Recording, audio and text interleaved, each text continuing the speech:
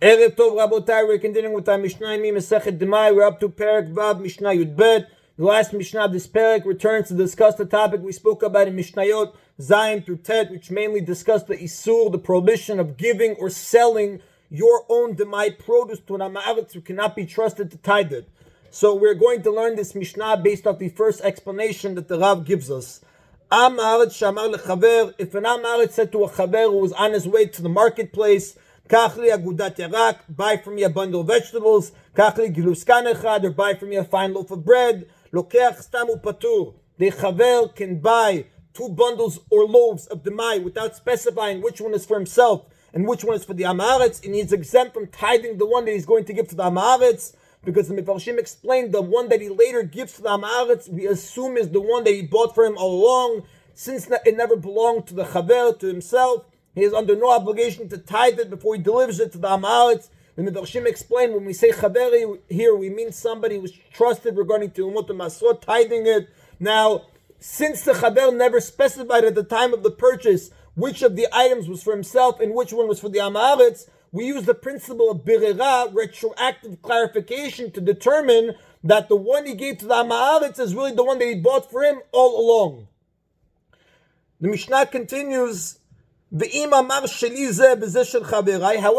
the Amaretz, when he made the purchase, he said, this bundle or loaf is mine, and this one is my friend's, and then they became mixed up. Now he doesn't know which one is his own, and which one is the Amaretz's. Now the Chaver is obligated to tithe not only the bundle or loaf that he takes for himself, but even the one that he gives to the Amaretz. Why? Because since the ownership of the items was originally fixed, when you separate the mixture later on, you cannot say that this determines that the one each one is receiving is really the one that was originally his.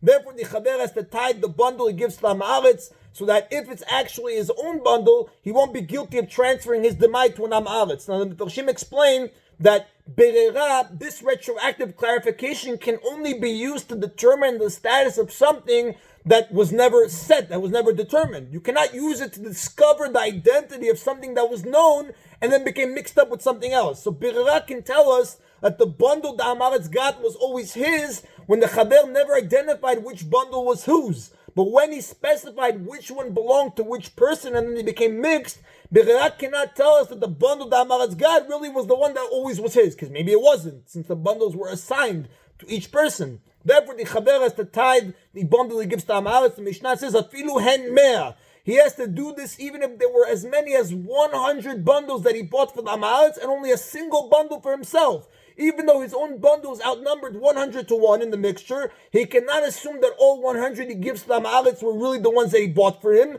Therefore, he has to tithe one of those 100 bundles where he gives it to the Amaretz. And the Mefarshim explained that Tosfot Yom Tov says, we do not say that his bundle became nullified in the majority of the Amaretz's bundles, so that really all 100 that you give to the Amaretz belong to him and not the Chaver. Rather, the Chaver has to be concerned that maybe his bundle is among the 100 he gave to the Amaretz. Therefore, he has to tithe it so that he's not going to transgress the prohibition of giving Demai to an Amaretz. That is the Rabotai of Perek Vav. Perek Zayin now is going to discuss a concept we spoke about earlier on in Perek Aleph, Mishnah Dalet, Perek Dalet, Mishnah Aleph, that it is forbidden to separate tithes on Shabbat even from Demai. The Mishnah is going to tell us now, in a situation where someone who is unable to separate tithes from Demai before Shabbat, because he doesn't have it yet, he can still eat it on Shabbat by designating the tithes in advance to take effect on Shabbat. The Mefarshim explain that the case the Mishnah is going to discuss is a case where nothing actually becomes Maaser Tumat Maaser and Erev Shabbat. The person is merely designating now the food that he's going to put aside tomorrow for this purpose when he receives the Demai. Since he makes this designation before Shabbat, it's mutar. Now, although we know a person cannot normally tithe food that's not his yet, the Chachamim, the rabbis, were lenient in this case in order to allow people to be able to eat Demai that he's going to be served on Shabbat. Now, it's going to be similar a procedure to what we spoke about earlier in Perek Hey Mishnah Bet, when for separating Tirumah and Tirumat myself and produce without having to remove any other tithe smith. However, since here we're speaking about Demai, you don't actually have to separate Tirumah from the produce, since even Amei Aratzot, the Rav says, we're careful to separate Tirumah. The only tithe they're going to actually physically remove is Tirumat Maaser. Even the Maaser Sheni and the Maaser Rishon only have to be verbally designated, they don't have to be physically removed. So the Mishnah says, If somebody invites his friend before Shabbat to be his guest and eat with him on Shabbat, the guest doesn't trust the host regarding tithes, but he doesn't want to insult him by not eating his food, so he does the following, the Mishnah says. Erev Shabbat, he says, the guest should say, that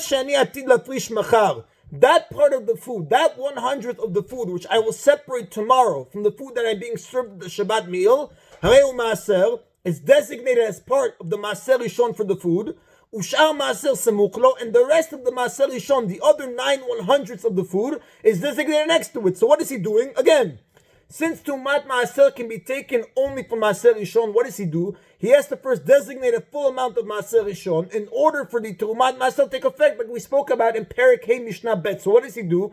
First he sets aside, he verbally designates 1/100th of the produce as Terumat Maaser, but he can't actually say it's Terumat Maaser yet, because you can only take Terumat Maaser when you have Maaser Rishon. So he says this 1/100th is set aside. Doesn't say for what. He says it's as Maaser Rishon. He says it's considered Maaser Rishon. Then he says the other portion next to it is the other 9/100ths of the produce next to it is also Maaser. Shar Maaser Samuchlo. So now you have a total of 1/10 of the food that is going to be served tomorrow, designated as Maaser Rishon. Now what does he say? That